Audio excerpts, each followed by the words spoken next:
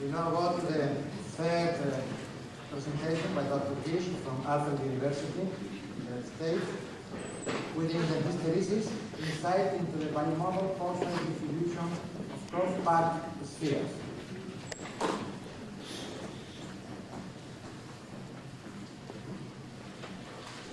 Yes, thank you. Good morning.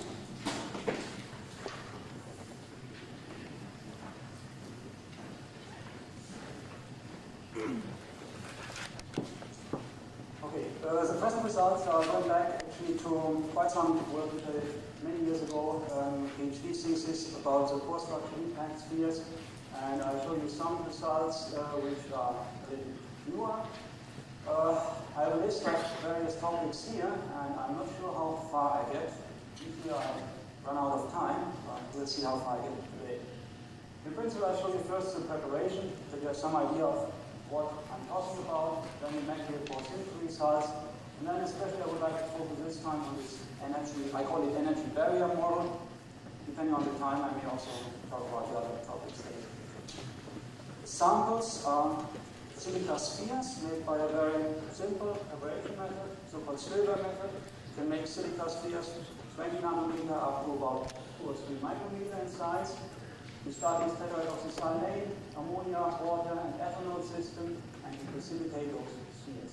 They're very uniform monopoles and non-porous, very similar to the porous silica particles which the group in mind is still doing at this point. Next point is how do you get your porous samples? You actually make a dispersion of those particles, you settle them out, and after you get your contact, you try it. The samples will show a very uniform arrangement and a typical picture, not exactly the same here which I'm showing the charts right now, but a typical one. You have areas where you have these hexagonal sheets, and then those layers they pack together and you get a very nicely defined pore structure. In a schematic picture, this looks like this one. You have those layers. And in between those layers, you have pores. Actually, you have 2 different pores here. Tetrahedral voids, shown here with a T, made out of 4 spheres, and then you have actually also octahedral voids. 4 spheres, and on top and on the bottom also another sphere. They are different in size, and there are a few other characteristics. You have twice as many tetrahedral spheres as you have tetrahedral voids, as you have octahedrals, and you always have them alternating. One octahedra is surrounded by tetrahedral voids, and one tetrahedra is surrounded by octahedral voids. That's very interesting. That's important for the results later on, that you have always this alternating structure. Just a little bit of what I was using for the analysis. I was using the mathematics unit, going up to the maximum pressure of 4,000 bar or 400 megapascal. I took quite a long equilibration time, 300 seconds, and that's necessary to really get into the equilibrium. Now the first results are very simple, typical, and really nothing tremendously special. Start with the inclusion here, then you start filling the void. You have this so-called breakthrough pressure, which is related to the particle size, and you can relate this size to the pore size. The first thing which I would like to focus on is this area here.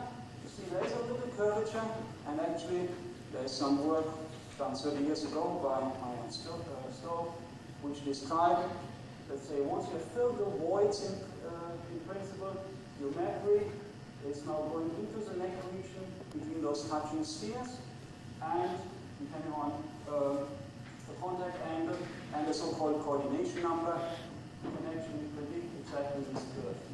And it fits very nicely for a coordination number of 10, which means you don't have really this perfect packing of spheres, but instead of a coordination number of 12, perfect packing, you have a number of 10, and it also fits very nicely for a contact angle of 140 degrees, which is typical for silica.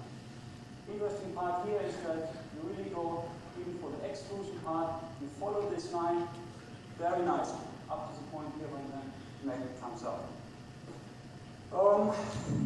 We did this with just the native silica spheres, And then you can take the same sample and you modify the surface by putting some pure silanes on the surface. You may afterwards burn it off again. You can modify the surface. What happens in those cases is now that your curve suddenly has a different hysteresis.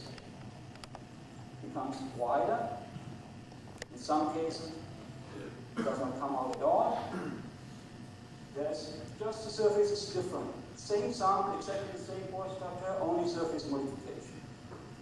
And that brought me to the point to see, okay, now what is actually the cause for the hysteresis? And there are a couple of models. And the very first one would be this so-called contact angle hysteresis. I'm not sure whether I should mention it, but that brought me to the point to check what's going to happen within the hysteresis. If I have this contact angle hysteresis, if I go up in intrusion up to, let's say, this point, and decrease the pressure, I should exactly go over to the other curve and then follow it down. And you may try those experiments. One of them is shown right now here. It's a little bit different kind of graph. I'm not showing the pore size, but more or less the pressure right now. That's your intrusion curve. I'm going up. Actually, I'm going up to this point, for example. Go back and come back again. Increase, decrease pressure. Go up again.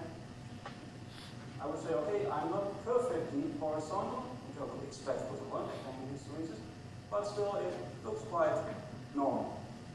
Okay, now you do the same for the other side of your hysteresis.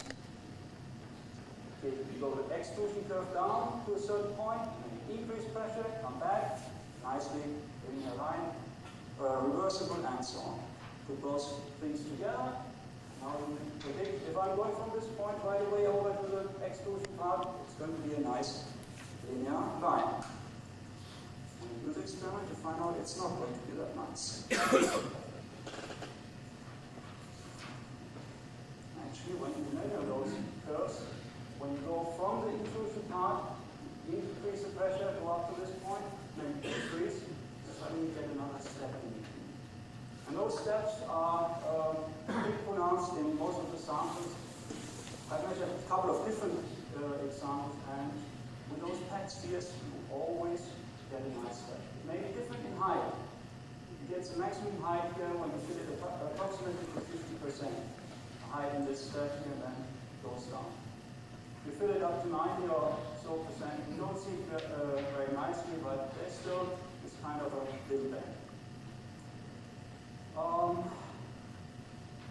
One thing I would like to point out right now here is the factor between the intrusion part and the extrusion part. That's this factor of 4.6, and we saw yesterday in the one paper that the so-called snap-off factor was taken as a factor of 5, which would correspond quite nicely to this number of 4.6. And that's what quite often you find. But again, depending on how you modify the surface, this may change dramatically, and I'll show another sample a little bit later. The other point I would like to show is this factor of 1.7, which is the factor from this bending point to the bending point for the overall curve. And that's another factor which you'll see appears quite often. If you go for the height of this step in here, and you calculate and more or less extrapolate this line a little bit further down here, you'll see that's roughly 1/3 of the total intrusion volume at this point. If you calculate the volume of tetrahedral voids compared to the octahedral voids, we find the tetrahedral voids occupy roughly 28%, the octahedral voids are 72%, which would correspond quite nicely to those. What happens actually, and that's the interpretation of it, is as you fill your sample with mercury, you fill octahedral and tetrahedral voids in the same ratio or the same chance that they get filled. Once you're at this point, now 1/3 of these pores can actually be drained at this higher pressure, and they correspond to the tetrahedral voids, the smaller voids. And the rest is your octahedral voids shown here. And I've done a couple of scans within the histories, but I'm not going to show those right now. It would take too much time.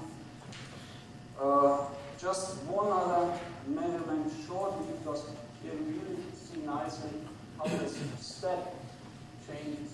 When you fill it, in this case now about 60%, you have the highest step, and if you fill it only 40%, it's lower this step, again here, and so on. But it corresponds quite nicely to the percentage between octahedral and tetrahedral voids. On the other hand, once you fill it to more than 50%, you don't empty all the tetrahedral voids at this point. And if you fill it to 100%, you don't get this kick-off at all. And you have to wait until a lower pressure in order to empty all the voids. Then shortly one other sample.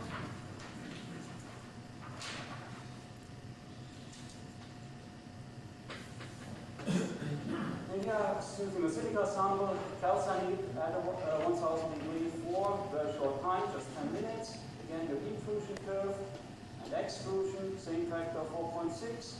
And then if you fill it only, the second intrusion only to about 50%, go back. You have this factor of 1.77 in this case. And again, you can correlate it with tetrahedral and octahedral voids. If you do the same, or not exactly the same, but from the same batch, a sample at 1000 degrees Celsius and for now a longer time, 31 hours, do the same intrusion, extrusion curve. The first thing you notice is it's a much wider hysteresis. Right now this factor is roughly a factor of 10. And the only difference is 31 hours compared to the 10 minutes earlier. However, the step between this peak point here and the general exclusion curve is again not exactly the same number, but it's pretty close, 1.9 to, depending on where you take the other point, 2.4.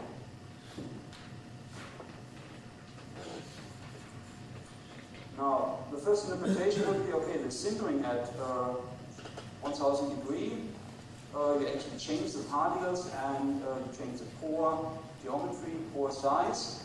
And that's certainly one aspect which you have to take into account. On the other hand, I know from many other samples that 1000 degrees is not enough really to change the pore geometry. You get a little bit of a change in the neck region. So that's the first point where things are going to change. But the particles still look the same. That's one sample here, which was calcined at 1100 degrees for in the immediate time, 13 hours. Yeah? But still you have exactly those spherical particles. There's a little one, but the particles are really looking the same. There's not too much difference. The other point is, going back to this first diagram for a second, if you look at the intrusion volume, your pore volume in here, that's 0.22, 0.3, 0.23, 2 or whatever.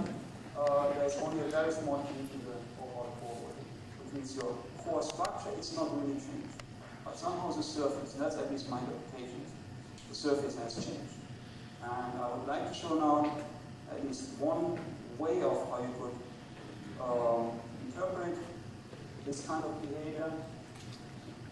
I call it an energy barrier model. The principal idea is shown more or less in those two pictures here. You assume for this first step just a regular cylindrical pore. The mercury is sitting outside on both sides, and now you increase the pressure. The mercury now tries to get into the pore at your breakthrough pressure or at a certain pressure for the intrusion curve. Mercury actually gets inside. Now, when you do the exclusion process, when you remove the pressure, when you lower the pressure, the mercury has to get out. Now, when does it get out? At a lower pressure, because you have now to form this interface, the liquid mercury and vapor air interface. And this extra energy needs some extra lower pressure. It depends, at least for this kind of a rough calculation, on the length of the pore. And I was doing some rough calculations about lengths. Okay, if I take a really long pore, all those micrometer in size. If I take a factor of 1 to 100, 100 micrometer long, the difference between intrusion and extrusion is 1%, very small. As I now decrease the length, the cylindrical pore becomes shorter and shorter, 5 micron, 2, and so on. Now suddenly the intrusion to extrusion pressure really becomes quite a substantial difference. And if you take a look at regular pores, now you may say I'm somewhere between the factor of 1.5 to 2 relative pore entrance, throat, to the pore which is behind. That gets you exactly this number of a factor of between 3, 8, 10, whatever. Now that's one geometrical model, and now the second one shows a few other aspects of the same principle. Taking here a 1 micrometer pore in the middle, but now it's not a cylindrical pore, but actually some kind of conical shape. Give it some kind of angle alpha. And now depending on this alpha angle, I get different intrusion-extrusion ratios in terms of the pressure. And this also depends on your assumed contact angle. If I take 130 degree or 140, I get different values. Again, if I'm using something around 30, 35 degree as this entrance angle to the pore, I get values between 3 and 10 or even higher. And on the other hand, this picture explains also why a change in the surface will really make a large difference in terms of your extrusion behavior. If I go to a smaller contact angle, this factor increases to a factor of 3 or more. And I think I should maybe stop at this point. If you want to know some more about nitrogen absorption, I would say I don't have to ask some questions right now or contact me later. I would really like to show those 2 pictures here with the model and give you this insight in the hysteresis. And it's a very special model right now in my system because I have those alternating perpetuating voids always alternating. That's important to get this step, but it also shows you that scanning the hysteresis in between maybe give you some additional information. I'm open for any questions.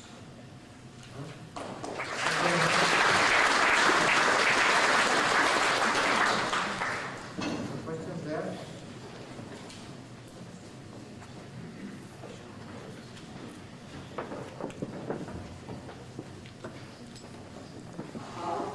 I'm very interested in what you're doing.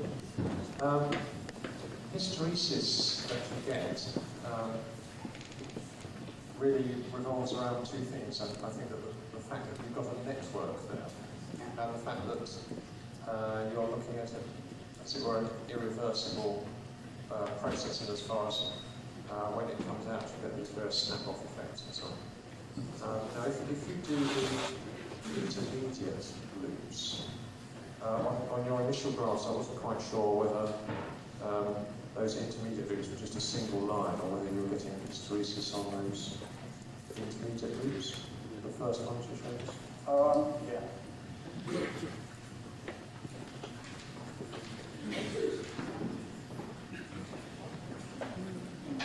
When I'm not going back all the way. The ones with the sort of bump in the intermediate. Yeah, and then there was some after that where from the intrusion curve it went down.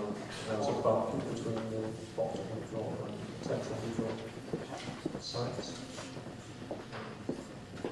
That one there, yeah. So those intermediate loops, was there hysteresis on There is those? some hysteresis as soon as I pass this step. As I go down, that's one picture actually which shows this exactly. Yeah, okay, so when you go down the step, there's a hysteresis. Yes, okay. The point there is that... Now you go up, go back here. Yes. As soon as you pass this part, you get to hysteresis. The point I really wanted to explain showing, sorry I've been slowly coming through it, is that you're interpreting the two sites, the tetrahedral sites and the octahedral sites, but by implication there's a network there which is causing a hysteresis, and therefore some of the sites are shielding the others, and therefore maybe you have to be careful about simply looking at them separately. But if there's an additional hysteresis there, that would... Yeah, the point is that in order to get to this step, what I need is I have to have already those breaking points. If I don't have the breaking points, if the network is closed, if I fill it totally with mercury, I don't have the snap-off point, and I need this higher pressure. Once I fill it only partially, I still have those snap-off points already present, because I haven't filled it completely. If I have not filled it completely, then I get the extrusion either higher pressure or at a smaller pore strength. Then I can see the tetrahedral walls, because they are already clear.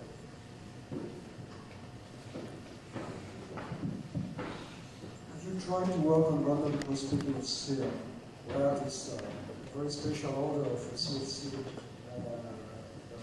crystal graphic organization just disappear and start to develop iso? Did you try to work on a random cross-fitting of sphere? Not on the ordered sphere. When you have a sphere, you can come and see that you have another type of organization, which is just a glass of sphere. There's a porosity of the opacity sleeve, where you start to develop a cosahedral order. It's more easy to get that the CFC's colloidal sphere. Did you try to? No, apparently not. But because in such a case, you have a lot of tetrahedra, you have some octahedra, but there is no rule of connection. So the intermediate loop must change in this case. What kind of model do you have? It's not a model. Random cross-fitting or sphere. Yeah. I think so perhaps you know the work of Bernard, people like this. The problem is understanding those. I'm sorry, really, I don't catch what you are. If you try random packing, Yeah, okay. you do not have the arrays of individual sites. And then you won't see. A random arrangement of tetrahedral and octahedral sites.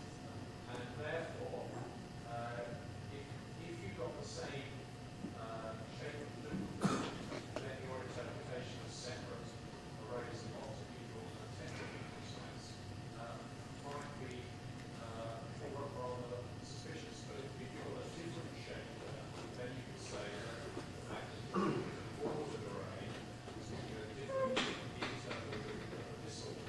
Experimentally speaking, it's very easy to get this type of organizations. It's more easy than to get this order.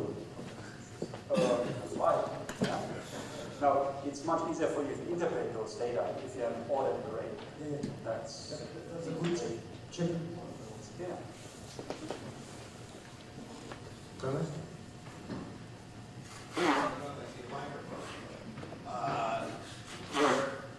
Here you, of course, you have some, the interface always exists, and you're arguing at the end that the difference during the intrusion process and the extrusion process of the mercury in a single pore. How does the mercury know whether it's coming or going? It doesn't know. You know, then why is there different energy equilibrium?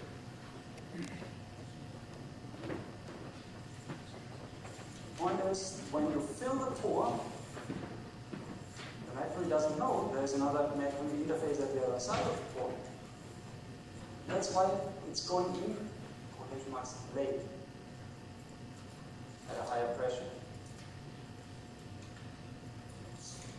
We're showing intermediate intrusion here where you have not filled all the pore structure. Yes. Right here. Yeah.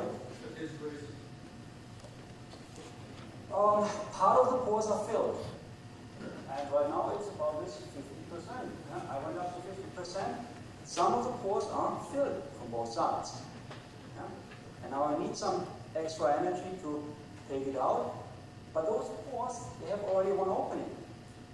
Let's say if you have this one pore, and I draw it right now as a circle. Yeah?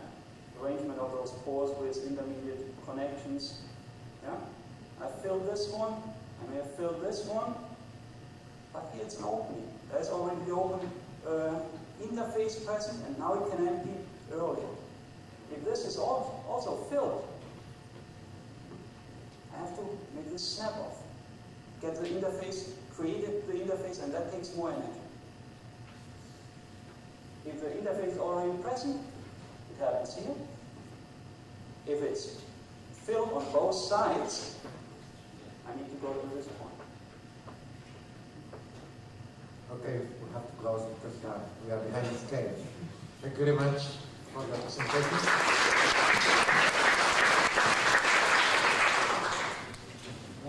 Now, Professor Fermont from Brunel University in the United Kingdom will present the next paper, Properties of Nano-Engineered Physical Base Porous Networks.